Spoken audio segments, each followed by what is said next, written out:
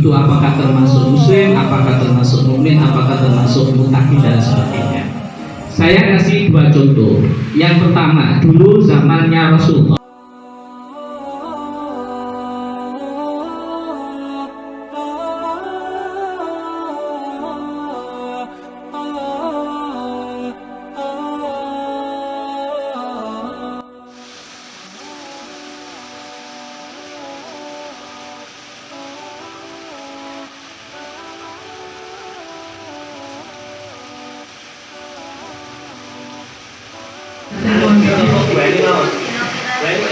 Kita awali dari membaca surat Al-Fatihah.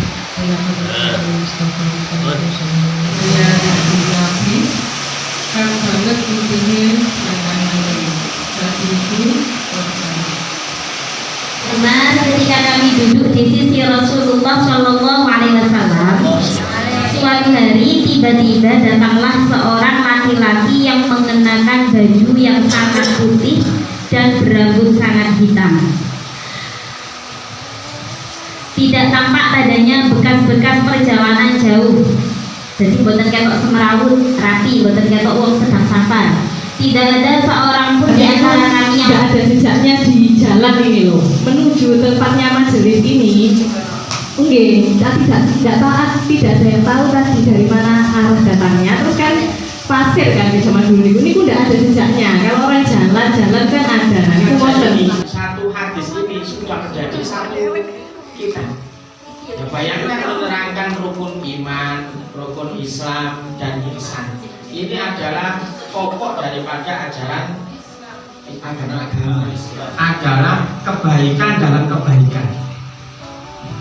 Ketika kita sudah menjalankan syariat Islam dengan sesuai, itu sudah sah menurut syariat. Tapi yang dimaksud dengan ihsan itu ada nilai lebih. Nah, ihsan itu nilai lebih. Umpama, mohon maaf, tugas penyuluh ini hanya sekedar memberi penyuluhan kebaikan, itu namanya ihsan. Ya, jadi di atas standarnya. Jadi umpamanya kita sholat sudah memenuhi syarat rukunnya, ya sudah, itu Islam sudah kita jalankan. Tapi kalau kita tambahi dengan khusyuk, ya, kita tambahi dengan takdim, jadi kita sholat itu sudah benar-benar kita itu menghadap kepada Allah Subhanahu Wa Taala. Nah, ka'annaka tarahu. Saya menjelaskan tentang penyembelihan. Jadi kalau kita syarat sah penyembelihan itu kan, ya kita menyembelih memang atas nama Allah, terus memutuskan tiga rongga, satu rongga napas, dua rongga makan, sama dua urat di leher hewan. Tapi kalau disebut ihsan itu ternyata, kalau Islam tadi memang itu syarat-syaratnya semua sama. Ihsan itu ternyata Pak, perlakuan terhadap hewannya tadi, alat sembelihnya harus tajam. Terus yang kedua, menyembelihnya itu jangan sampai di hadapan hewan koncone gitu. Itu ihsannya kita terhadap binatang di dalam sebuah amal itu. Nah, itu ihsan. Jadi sah-sah saja mau nyembelih secara syariat, pokoknya sudah bismillah, 3 urat itu putus sah. Tapi nilai ihsannya itu disebutkan kalau kamu dengan binatang itu jangan sampai ditarik paksa, dia kondisinya lapar sekali sebelum disembelih. Nah, itu kurang ihsan terhadap.